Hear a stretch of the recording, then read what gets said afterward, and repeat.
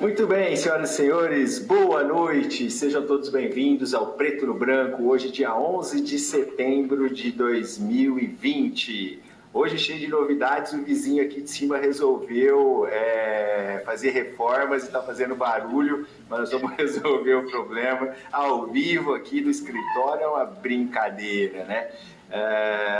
Hoje é o dia que foi lançado o Código de Defesa do Consumidor, a Lei 8.078 de 1990. Os nossos convidados estão chegando aí, quem eu já chamo que está conosco para participar do programa hoje, que será muito legal, que é o ativista social, militante aí de diversas causas da política da assistência social no município de Ribeirão Preto, presidente do projeto Mudando Vidas, o Ricardo Rogério Tosti. Seja muito bem-vindo, Ricardo. Boa noite. Boa noite. Foi bem na hora do barulho, mas deu para ouvir meu nome no final. Que loucura, meu irmão. Vou pedir lá pro povo desligar. O programa ao vivo é uma beleza, né? O vizinho, ele resolve fazer a reforma bem agora, no horário do nosso programa. Coisa boa. Ricardo, seja muito bem-vindo. Hoje o senhor Obrigado. Vai contar um pouquinho da sua história que você está fazendo aí com o trabalho com a pessoa em situação de rua, drogadito, situação de drogadição. Eu quero que você explane um pouquinho como que estão sendo realizadas as atividades do projeto Mudando Vidas, e nós vamos conversar hoje sobre isso também, tá? Estou muito feliz de receber também um amigo de longa data, ele que tem um histórico de vida sensacional, de superação, de enfrentamento dos infortúnios da vida e das dificuldades, e que é uma satisfação recebê-lo aqui hoje, que ele é um atleta, um para-atleta, referência no que faz. Seja muito bem-vindo ao Preto no Branco, Justino Júnior, boa noite para você. Boa noite, doutor Boazzi, boa noite a todos. É um prazer enorme estar aqui nessa noite com o senhor e com os seus telespectadores. Eu faço a mesma coisa para ti, Justino, porque hoje a pauta ela está recheada de questões políticas, né? Como eu sei que, em regra, vocês não são... O ser humano é um ser político, mas como eu sei que vocês não são militantes da política, né? Vamos dizer, partidária, mas sim das militâncias políticas sociais. Isso não tem a dúvida que nós, seres humanos, somos políticos. Então, eu quero que você também conte para a gente como que o seu histórico de vida aí, a sua relação com o esporte, você que está bombando aí, como que essa pandemia atrapalhou seus projetos, que esse ano era para disputar campeonato de jiu-jitsu internacional. No decorrer do programa a gente vai trocar uma ideia sobre isso também, pode ser? Legal. Tô junto. Então, com muita satisfação, eu quero receber também, mais uma vez participando aqui do Preto no Branco, a psicóloga Simone Manzoli. Seja muito bem-vinda, Simone, que vai abrilhantar aí a nossa noite de hoje. Boa noite, Simone. Boa noite, Boazzi, boa noite, gente. Pessoas bem especiais hoje aqui, né? Acho que vai ser muito bom. Muito obrigada pelo convite de novo. Muito bem, nós estamos transmitindo ao vivo, simultaneamente, tanto na página do Centro de Notícias no Facebook, quanto no nosso canal no YouTube, tá? Se você está acompanhando agora ao vivo e quiser participar, mande o seu encaminhamento, se concorda com os nossos posicionamentos, se não concorda, se quiser fazer uma pergunta para os nossos convidados, se posicionar sobre qualquer temática, está liberado aqui. Nós prezamos muito pela liberdade de expressão, liberdade de opinião, enfim, você tem esse direito e aqui nós queremos fazer valer esse direito que você tem de se manifestar, ok? O cientista político Marcos Paulo Candeloro vai chegar atrasado, ele que é integrante fixo da nossa bancada, não está presente ainda, mas daqui a pouco estará conosco para também manifestar as suas opiniões nessa pauta de hoje que está recheada de talvez polêmica ou não, né? Depende. E hoje talvez nós faremos um programa mais rápido também por ser sexta-feira, que dia maravilhoso, né? 11 de setembro é o dia do atentado terrorista lá da Al-Qaeda, de Osama Bin Laden, contra as Torres Gêmeas e contra alvos nos Estados Unidos, no Pentágono, enfim. Quem que não lembra desse famigerado dia? Onde você estava, né? Conta aí pra gente se você se lembra onde você estava daquele momento que foi chocante, que a imprensa as mídias sociais estavam aí repercutindo, né, aquilo que foi sem precedentes na história, pelo menos na história moderna, aliás, sem precedentes na história como um todo, né, porque até pouco tempo atrás nós não tínhamos aviões e o homem utilizando desses equipamentos aí para estrago, enfim, para efetivar algo que não é de promoção do ser humano, dos direitos humanos, etc. Tá? Mas sem ficar batendo papo sozinho, já vamos entrar na primeira pauta do dia, que é o assunto das redes sociais na internet hoje, que é laranja ou amarelo. Depois de muita polêmica, Ribeirão Preto volta a avançar no Plano São Paulo de contingenciamento, de combate à disseminação aí à pandemia do novo coronavírus e da doença Covid-19, tá? Tá dando um bafafá, tá dando o que falar isso, e eu quero ouvir, antes da minha opinião também, entender, pela visão dos nossos convidados, o que eles acham disso. E eu vou começar para provocar essa discussão. Permita-me, senhores, tanto o Justino quanto o Ricardo, de dar a preferência para uma dama hoje, a psicóloga Simone Manzoli, que pode falar para a gente o que ela acha dessa questão de liberação, de vai e volta, libera, não libera, na visão aí da psicologia. Simone, a palavra é contigo, queremos ouvi-la atentamente. Que bom, é uma honra, né, começar falando. Eu acredito que, assim como eu falei na outra live, nós não sabemos como vamos sair, né? A gente sabe como a gente entrou nessa pandemia, mas a gente não faz ideia como nós vamos sair dela. E o que eu percebi isso na clínica, da movimentação do laranja para amarelo, essa última semana foi uma semana com todos os pacientes.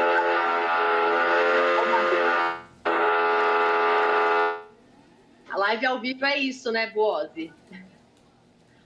Então, acho que os pacientes ficaram bem ansiosos em relação à fase laranja, fase amarela, por conta deles estarem trabalhando, né, já terem voltado e não sabiam o que aconteceria, o que poderia acontecer com a profissão, com a família.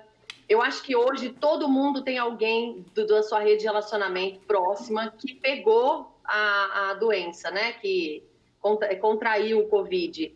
Ou uma amiga, ou família. Eu acho que todo mundo tem uma experiência para contar. Já não está tão distante da nossa vida.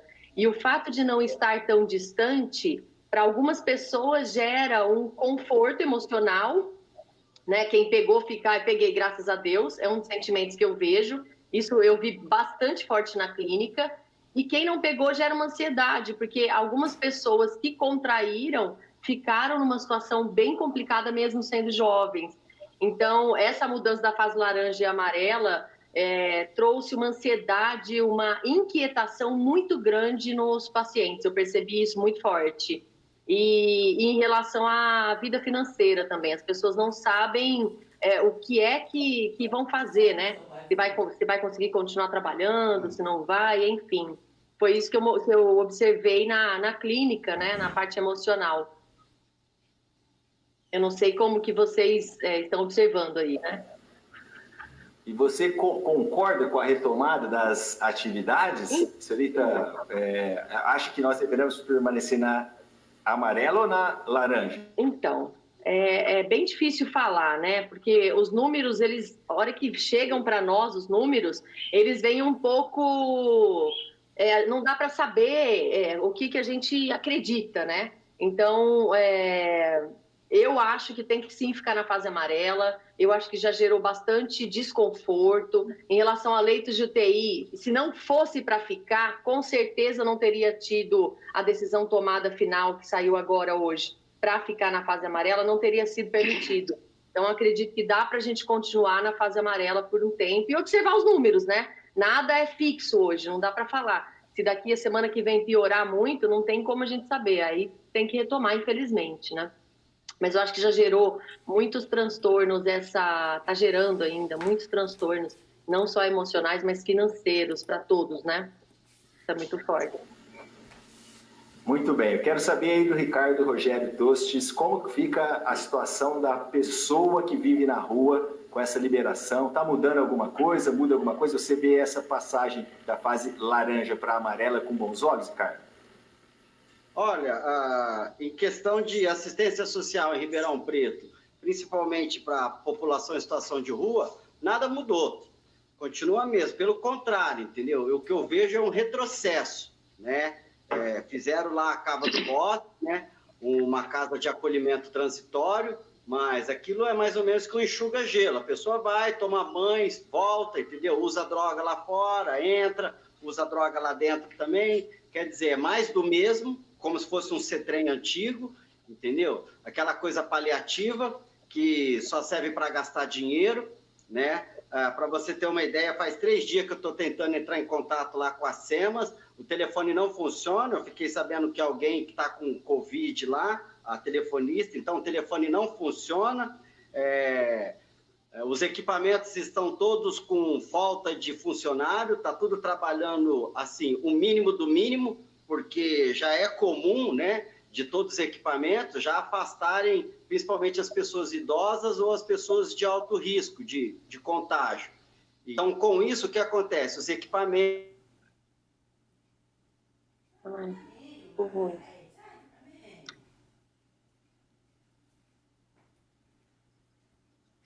Opa, deu pau aí, o Ricardo travou. A visão que eu tenho é o seguinte, logicamente que nós queremos que a economia ela retome, as aulas retomem dos alunos nas escolas e que a nossa vida volte ao normal o mais breve possível. É isso que nós todos ansiamos, para sair fora desse estágio que nós estamos de ansiedade, de não saber o que vai acontecer amanhã, de medo de pegar a doença, de ser acolhido se precisarmos da estruturação de saúde nos hospitais, enfim. Essa questão, ela já está, vamos dizer, controlada, isso é o que motivou a liberação das autoridades para que o comércio volte a funcionar de forma normal, com as restrições devidas, tem as limitações, tem a utilização dos produtos de asseio, de limpeza, é importante seguir todo aquele protocolo. Agora, eu vi o Ministério Público de São Paulo, né, ontem, por intermédio do promotor Naú Felca, que fez uma ameaça, entre aspas, em entrar com uma ação contra o município e responsabilizar o prefeito criminalmente, etc., né? Quero perguntar para vocês, alguém tem medo de receber alguma ação judicial aí de vocês ou não? E para responder, vou passar para o Justino, que ele não participou ainda. O que você acha dessa passagem de fase do laranja para o amarelo e se o senhor tem medo de receber uma ação judicial, ser réu em uma ação, Justino? Boa noite, doutor. Boa noite a todos. Eu não tenho medo de receber nenhuma ação, porque a gente trabalha dentro da legalidade, né? E falando dessa mudança de fase e dessa fase que vai e volta, doutor, eu penso que enquanto a política e os políticos forem colocados à frente daquilo que é verdade, daquilo que é a real preocupação com o povo, a gente vai ficar sofrendo com essas idas e vindas aí por eles. Porque a maior preocupação que eu vejo é a política. Se isso vai fazer bem para a minha campanha, se eu abrir ou fechar, qual vai ser o resultado para a minha campanha política, para a eleição que eu vou disputar. E se alguém vai morrer ou se alguém vai quebrar o seu comércio, é sempre secundário para os senhores governantes. É isso que eu analiso e vejo. Justino, o político ele tem que se preocupar sim com a retomada da economia, sabe por quê, meu irmão? Se a engenharia ela não anda direito e nós tributamos, em regra, o consumo, então se a lanchonete, se o bar, se a mercearia, eles não vendem conforme é o normal, vamos dizer assim, isso consequentemente faz com que o Estado arrecade menos, porque as demandas públicas elas continuam, os serviços públicos continuam, nós precisamos dos serviços públicos, né? E esses serviços públicos eles são financiados pelo dinheiro dos nossos impostos. Consequentemente, diminui a questão aí de arrecadação, né? tributária. Então, os nossos políticos têm que se preocupar, sim, porque em que pese não ser a preocupação, né, segundo a sua visão primordial, acaba afetando na avaliação do público que faz de uma gestão aí, né? Então é uma coisa muito interessante. E eu fiz essa pergunta, se vocês têm medo de receberem uma ação penal, porque a administração municipal, a prefeitura, o prefeito, logicamente eles têm uma estrutura jurídica, você tem lá a procuradoria da prefeitura que responde às ações, né, que o município, porventura, venha a receber. E às vezes eu fico indignado quando um promotor fala, vou entrar com uma ação contra vocês. Cara, uma ação que tramita, por exemplo, na vara da Fazenda Pública em Ribeirão Preto, ela demora, brincando, 2, 3, 4, 5 anos, para ser bem generoso, e para não falar números maiores, para não assustá-los, né? Então, eu não vejo com a ameaça do Ministério Público, que pese o respeito a essa instituição, Ministério Público, respeito o promotor que fez aí o encaminhamento, mas eu acho que é meio que uma jogada, meio que não é muito condizente com algo que amedrontaria o prefeito ou que motivasse ele a obedecer o Ministério Público por conta de um medo de uma suposta ingresso de ação, seja qual que se a área fosse, né? Enfim, queria destacar isso, né?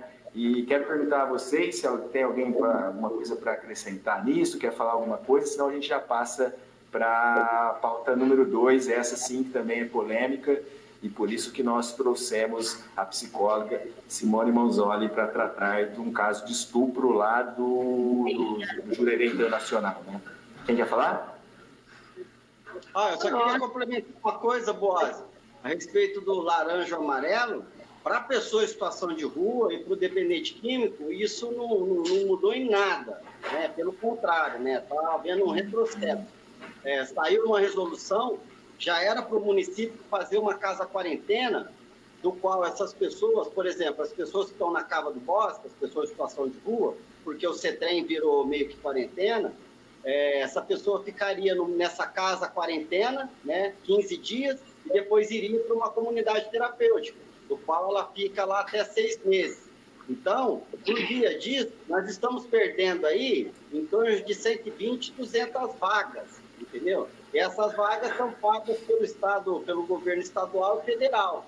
Ou seja, olha o tanto de dinheiro que o município está perdendo, porque não está encaminhando nenhum dependente químico para a comunidade terapêutica. E outra coisa, muitos dependentes químicos estão vindo de cidades de fora, porque cidades de fora tem a casa quarentena, para se internar aqui, entendeu? Pegando vaga das pessoas aqui de Ribeirão Preto. É isso que eu tenho que colocar, acrescentar. Muito bem, Ricardo Tosso. Eu já trabalhei na Secretaria da Assistência Social, né? Eu trabalho no terceiro setor, vinculado em diversas cidades da região a essa área de assistência social. O que eu tenho para falar, e não estou defendendo nada não, mas constatando um fato que acontece, e não é só problema de Ribeirão Preto, mas que se estende genericamente a todos os municípios e estados da federação, né?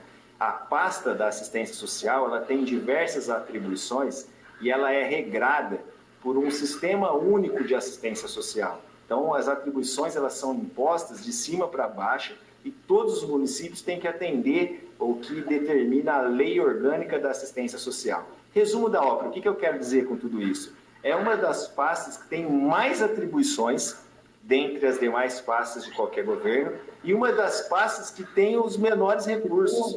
Então, os recursos não são condizentes com todas as demandas públicas, né? E aí tem todo esse enfrentamento. É lógico que eu acredito que o governo queira acertar, mas que tem problemas sim. O primeiro passo é assumir que tem esses problemas, né? Saber onde está, o que precisa melhorar, o que deve melhorar, e implementar essas mudanças. O senhor faz alguns apontamentos, o senhor é técnico da área aí, e uma pessoa que tem um trabalho, está dentro dos conselhos de políticas públicas, tem uma opinião que deve ser respeitada, e por isso nós respeitamos sim, e já agradecemos por todos os seus encaminhamentos, a sua opinião sobre os temas, viu, Ricardo?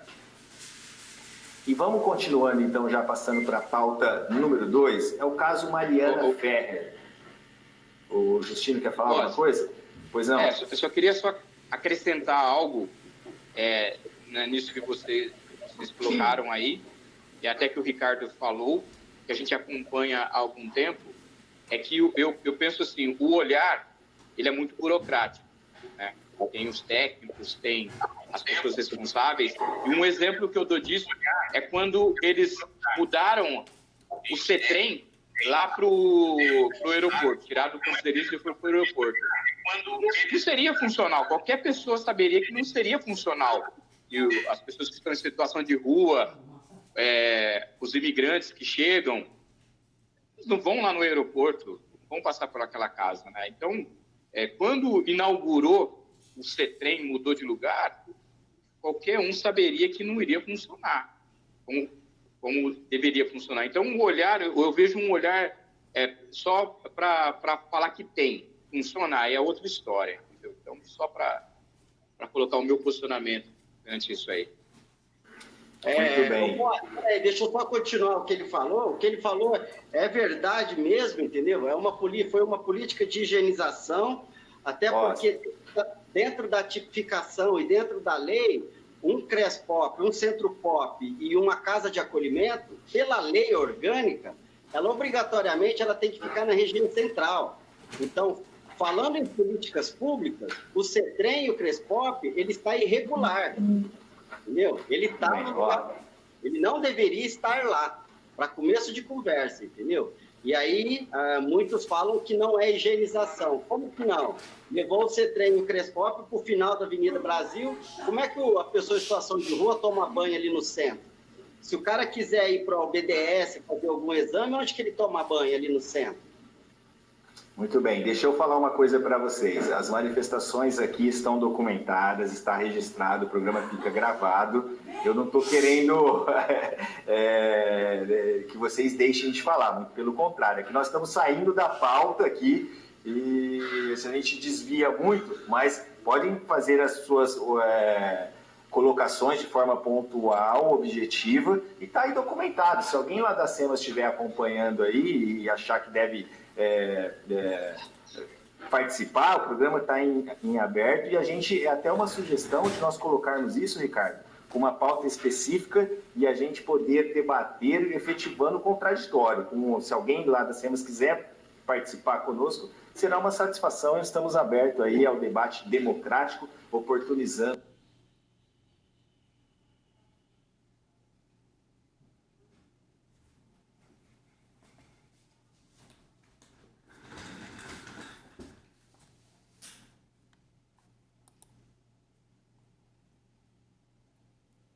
com uma pauta específica e a gente poder debater efetivando o contraditório.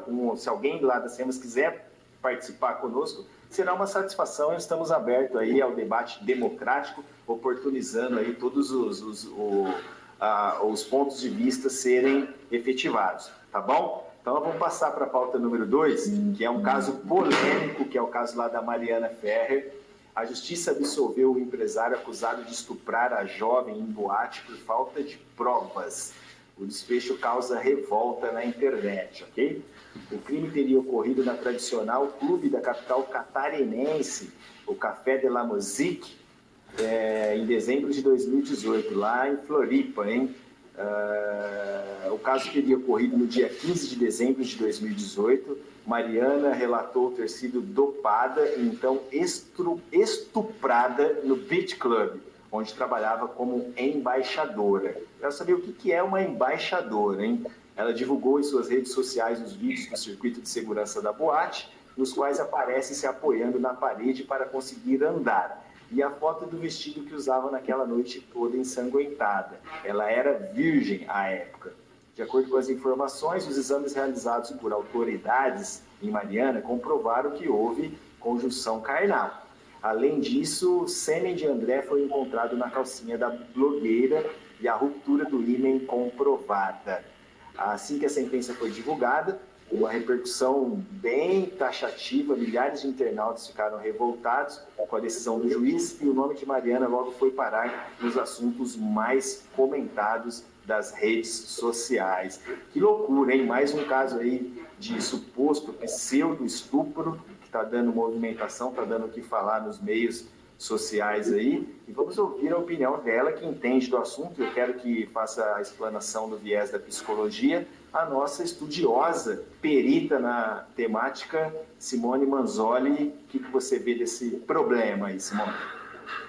É um problema, é um grande problema que infelizmente atinge, na verdade, a maioria dos estupros ocorrem com mulheres. Não necessariamente um estupro ocorre com mulher, tá? Mas 85% dos casos de estupros no Brasil são mulheres, infelizmente. A gente sabe aí, e eu dava palestras sobre o viés feminino, né?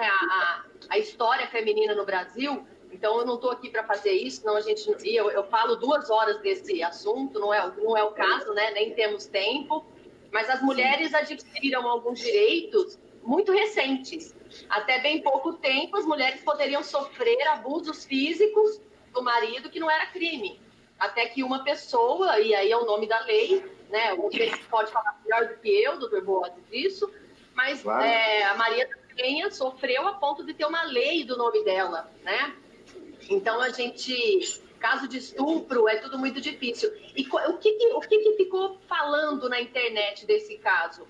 Que ela era uma embaixadora, como você disse, né? Ela não sei o que é embaixadora. Hoje, existem profissões, que são profissões que não existiam há pouco tempo. Por exemplo, digital influencer. Ninguém acorda de manhã, há 5 anos atrás, e fala, nossa, quero meu filho um digital influencer. E hoje já é uma profissão que ganha dinheiro. Daqui a pouco vira faculdade, sei lá. Ou seja, ela sendo embaixadora, né? Ela tinha um número de seguidores e era muito influenciadora na internet. E ela estava lá fazendo evento. Já tem a taxatividade, né, machista das pessoas que fazem eventos, das mulheres que fazem eventos, são mulheres quaisquer. E não é isso. É uma profissão como outra qualquer. Então, o que ela alega, eu estudei bastante do caso dela, porque eu já tinha ficado sabendo do caso dela há um tempo, e mexe muito com qualquer mulher ver um caso desse, né? Mas ela diz que foi colocado Boa Noite Cinderela, né? Ou uma substância psicotrópica no copo dela de bebida, que ela tomou um copo de gin, e ela apresentou isso, ela apresentou a comanda. Ninguém fica bêbada de cair com um copo de gin, né? Na idade de uma pessoa como ela tinha. Então, tudo indica que sim, ela teve uma substância psicotrópica colocada no copo dela. E o Boa Noite Cinderela, ele é um depressor do sistema nervoso central. Ou seja, provoca uma série de alterações na pessoa que toma isso, né? Perda de memória, efeito anestésico, hipnótico, pode causar morte, dependendo da quantidade. E depois ocasiona síndrome de pânico, estresse pós-traumático, é um horror. E aí tudo, que é o relato dela, e o relato dela, inclusive para a polícia e para a perícia, onde constatou que houve confissão carnal, está descrito na entrevista, no documento que você leu, ela era virgem, né? Ela perdeu a virgindade por um estupro de uma pessoa que tem influência. Agora, sim, foi estupro, não foi? O juiz decretou que foi falta de prova. Eu não sei como uma roupa repleta de tempo e ela toda com ímã rompido, com muito sangue no exame clínico, né, de corpo de delito, como que isso pode ser visto como falta de provas. Mas nós estamos aqui, né, para discutir isso. Eu acho que vocês podem falar bastante disso. Mas, assim, sobre o estupro em si, eu gostaria muito de frisar o que é alguém estuprar uma outra pessoa, né? E, assim, olha, vale dizer, se eu estiver passando tempo, você me avisa, porque esse tema eu tenho bastante conteúdo para dizer, assim, mas o estuprador nem sempre é aquele que tem ereção, tá? Às vezes, ele não consegue ter ereção e ele estupra com objetos. Isso acontece, e muito, é muito comum, não é difícil de acontecer. Mas tem uma característica muito comum de todos os estupradores, que é o quê? O estupro tem a ver com o poder. Sabe aquilo de que eu pego uma pessoa vulnerável, seja por pedofilia, né, por pessoas, crianças, enfim, ou seja uma pessoa vulnerável. Vulnerável é quem? É uma pessoa alcoolizada, uma pessoa que foi drogada, que ouve, por exemplo, o Boa Noite Cinderela, ele te deixa totalmente vulnerável. E isso é crime no direito, né? Não precisa nem ir muito longe, você pode dizer bem sobre isso. E esse perfil do estuprador tem várias motivações, mas uma grande é a perversão, é o domínio, sabe? Eu posso dominar alguém. Eu imponho a minha vontade para aquela que não quer fazer o que eu quero. E geralmente tem a ver com pessoas que têm o perfil de que não respeita o limite do outro. Então, se o outro impõe o seu limite e eu não quero respeitar, eu vou lá e estupro. Esse é o perfil de um estuprador. Pode falar. Eu quero só te ajudar também a fazer uma colocação. Você falou do sexo e do homem exigir o sexo da mulher, né? No Código Civil de 1916, pasme, o sexo era uma obrigação do casamento, sabia? O ato sexual da mulher para com o homem era obrigação mesmo, uma das obrigações matrimoniais, né? Isso sob a égide do Código Civil de 16. Nós estamos sob a égide do Código Civil de 2002, que já não tem essa determinação como uma obrigatoriedade. A contrário do senso, que você também citou, a Lei Maria da Penha, ela traz uma classificação de 5 tipos de violência, da violência doméstica e familiar contra a mulher. Uma delas é a violência sexual, e que coloca, classificada dentre as várias possibilidades, a exigência de sexo quando a mulher não quer. Então, ela preza pela liberdade sexual da mulher, e hoje não caiu por terra mais essa questão de se exigir, sob pena até de estar praticando um crime ou de uma violência contra a mulher, essa exigência descabida, né? Mas o que eu quero deixar claro também, Simone, é que no processo penal, no âmbito do direito como um todo falando, o ônus de comprovar, ou de demonstrar uma situação alegada, é justamente de quem alega, né? E no direito a gente tem um cuidado muito grande nisso, porque no direito penal, principalmente, vigora o princípio do quê? Indúbio pro réu. Eu não estou fazendo a defesa de ninguém, até porque eu nem verifiquei o processo em que pese está falando, encontraram lá restos biológicos, vamos dizer assim, na calcinha da menina e tudo mais. Isso por si só, isso eu posso defender com taxatividade, não quer dizer que houve um estupro, tá? Sim. Porque uma relação sexual consentida também pode acontecer isso da mesma forma, tá? Não quero entrar no meio da questão, mas me chama a atenção isso, do cara ser rico, e a pessoa quando ela é rica, muitas das vezes, aqui no Brasil nós sabemos muito bem disso, ela não entende que existe limite e passa a desrespeitar quando existe uma imposição de uma limitação, porque ela se acha poderosa, eu compro tudo, eu faço o que eu quero, e não raramente nós temos diversos exemplos que fundamentam isso que eu estou falando, né? Me preocupa também a justiça midiática, que é o que acontece demais, né? Os ativistas de internet, hoje em dia todo mundo opina, todo mundo quer dar uma opinião. Então, assim, não estou te contrariando, mas estou destacando esse lado também, que eu sou contra estuprador. Estuprador, para mim, a pena tem que ser gravíssima, é uma coisa que é abjeta, é baixa, é repugnante, né? Ninguém concorda com isso, né? Mas, enfim, eu estou levantando esses destaques também, porque é interessante a gente debater sobre isso. Eu quero que a Simone ela volte a falar isso, mas antes eu quero ouvir a opinião dos dois convidados. Eu começo com o Justino. Justino, estuprador na quebrada é o quê, meu irmão? Ô, doutor, é muito louco, né, ouvir esses relatos em plena época que a gente vive. Na quebrada não tem boi para estuprador.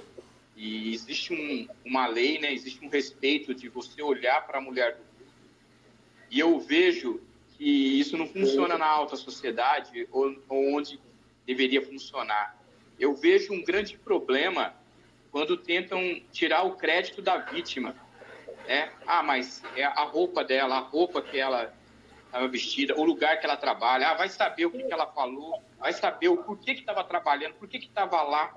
sabe? E isso que me causa uma repúdia, porque eles tentam colocá-la como criminosa, né? Muitas vezes. Mas quem mandou também estar lá esse horário? Cadê os pais? Cadê... Não é. Essa é a visão e a gente tem esse... essa sociedade machista coloca isso. E nós temos, na quebrada, não é não. E isso aí é sem perdão mesmo, tem cadeia quando pegam. Né? E você ir conversar, mexer com uma mulher, não existe isso. Entendeu? Então, assim, e na alta sociedade, para quem tem o dinheiro, é sem limite, né? Não, mas ela veio trabalhar numa boate, ela usa um vestido curto, aí ela dança, ela rebola, não sei o quê, e esquece do direito do outro. Meu direito como homem, o direito dela como mulher, de ir e vir, de fazer o que ela bem entender com o corpo dela. Eu acho que esse é o maior problema. Muito bem, quero ouvir a sua opinião também, Ricardo Tostes, temática polêmica. Como que você vê essa questão aí do estupro dessa jovem, lamentável situação, e esse conflito aí entre acusação e defesa, e a sentença do juiz entendendo que não houve provas suficientes que ensejasse uma condenação ao agente supostamente criminoso. O que o senhor acha, Ricardo? Olha, eu concordo com o que o Justino falou, né? O que manda é grana. Você pode ver que umas pegadas dessa não acontece lá no baile funk, lá na favela, na comunidade. Pelo contrário, né? Aconteceu em Jurerê esse caso. Entendeu? Na alta sociedade é fácil. Aí depois vem essa questão de vitimizar todo mundo, falar que o cara é riquinho, isso e aquilo. Mas uma coisa que fica bem claro aí é que esse crime ele foi premeditado. A própria doutora falou, deram como é que chama? Um Boa Noite Cinderela. E você não dá um Boa Noite Cinderela para ficar trocando ideia. Boa Noite Cinderela é para você chapar o coco, arrancar alguma parte do corpo da pessoa ou estrupar. Então foi premeditado, entendeu? Não tenha dúvida disso. Não vai acontecer nada porque é um bando de riquinho metido. Mas se fosse lá na periferia, o cara já estava comendo terra. Essa é a minha opinião. Quero continuar ouvindo a explanação da Simone Manzoli, que é uma técnica experiente, manja muito no assunto, né? Então, Simone, ouvindo aí as opiniões tanto do Justino, ouvindo a minha opinião e não puxando mais para o lado técnico, para o outro lado da questão também, que tem que ser observado, mas eu quero que você complemente o seu pensamento e tá aí para a liberdade de expressão que você tem e que aqui no Preto e no Branco é muito bem destacada e muito bem efetivada. Simone Manzoli. Sobre esse caso, quando não foi o laudo, né, pelo que eu li, pelo que eu vi do caso e tenho acompanhado há um tempo, no laudo, ela não saiu, né, no laudo toxicológico, não saiu nem a dosagem do gin que ela tomou, ou seja, dá a sensação, dá a impressão de que eles apagaram para não ter como comprovar que ela tomou esse Boa Noite Cinderela. Então, ela falou sobre o Boa Noite Cinderela, o comportamento dela, a manifestação do comportamento comprova e corrobora que tem sim muito a ver com o Boa Noite Cinderela, mas no laudo isso não sai. O que de repente comprova e deu mais sustentação se caso ele fosse absolvido, né, no caso. Mas está tendo muita movimentação sim na internet, feministas, né, a gente vê muito forte. Tudo que é radical eu não gosto muito, eu sou muito de não ir muito para o lado radical, mas uma coisa é fato, se nós partirmos da premissa, tá, que houve um estupro, tá, não sei se houve ou se não houve, mas vamos partir da premissa que houve, para que eu possa falar as complicações que isso causa. Sim. Só a alteração comportamental e emocional que essa menina está tendo já corrobora com quase que 100% de que houve. Porque quando você sofre um estupro, você causa um trauma, como se fosse uma lesão de estresse pós-traumático, tá? Para você ter ideia, você tem distúrbio do sono, pode ocasionar depressão, pode a pessoa ficar arredia, evitar toque, não gostar muito de toque, pode ficar isolada, a pessoa pode buscar ficar mais gorda, ficar menos atraente, não se arrumar, não querer tomar banho. Por quê? Porque o som menos atraente, eu vou atrair menos o olhar do estuprador. Então, tudo isso essa menina teve de manifestação. Pelo relato dela, a mãe parou de trabalhar para cuidar dela. Ela não sai de casa. Então, caiu a internet? Não, está funcionando. Tá, Não. Então, pode falar. Alteração de comportamento, isso ela não conseguiria sustentar a longo prazo, porque se você for ver, foi em dezembro de 2018, ela não conseguiria sustentar isso se isso não fosse verdade. Então, tudo indica que sim, houve o estupro. Tá? Se eu fosse fazer uma análise psicológica do caso e fosse entrevistar essa moça, tem como um psicólogo, um perito, né? Eu sou especialista em psicologia jurídica, tem como um psicólogo jurídico fazer um laudo, na verdade, um documento que pode ser levado na justiça para abrir um caso, né? Pela perícia psicológica, a gente consegue fazer isso, o psicólogo jurídico, tá? Então... Deixa eu te contar uma coisa, Simone. Eu já atuei muitas vezes também como pela prefeitura daqui de Ribeirão Preto mesmo, quando eu trabalhava na Secretaria da Assistência Social e fazia o acompanhamento nas audiências criminais também, cuja imputação era de estupro, tá? E muitas das vezes, tudo isso que você estava me falando, eu perguntava para a psicóloga, né? Eu falava, a senhora é a única prova, porque não tem uma prova material taxativa, não tem uma violação comprovada, não tem nada. Mas a alegação de atos libidinosos, é o que você está falando, não necessariamente precisa ver a penetração lá para ser considerado estupro. Hoje em dia, os atos libidinosos também, aquilo que você fica brincando, põe o dedinho, a linguinha, faz outras coisas, também é classificado como estupro. E muitas das vezes o Ministério Público, na acusação, ele só tinha o quê? O depoimento da psicóloga que acompanhava a vítima e que relatava todas essas consequências comportamentais, de comportamento, em regra, às vezes era criança até, ou adolescente, comportamento sexualizado, o medo, por exemplo, se o gênero do agente abusador for um homem, ela fica com medo de homem, ela não quer ter relacionamento com homem, relacionamento normal, no dia a dia, né? Tem uma série de consequências, conforme você já destacou aí, e que muitas das vezes a única prova que o Ministério Público ou indício de provas que o Ministério Público se agarrava para tentar uma condenação para o agente criminoso era, além do depoimento da própria vítima, o depoimento do técnico da perícia da psicologia que que analisa todos esses fatos que você disse, né? E já vi também fatos do juiz julgar o fato improcedente, não imputar ou não entender a acusação por conta de falta de taxatividade, de materialidade, porque é contrário senso. Você aplicar a condenação, principalmente para homem. O Justino, eu falei para ele, como que é que trata estuprador na quebrada, né? Não tem boi. Então, quando o juiz ele aplica uma condenação também para um agente criminoso de estupro, é uma responsabilidade muito grande. Ele vai levar um estigma, né? Então você está sempre, por isso que o assunto é polêmico, transitando entre dois valores, né? Será que E aí entra todos esses dogmas, esses paradigmas que nós estamos discutindo aqui, né? Que é a questão de até falar, por que ela está com essa roupa? A vítima, a vítima passa a ser agente criminosa e não ao contrário senso, né? Eu só queria colocar isso aí para destacar que eu já tive diversas experiências no âmbito do Poder Judiciário nesse sentido também, e só corroborar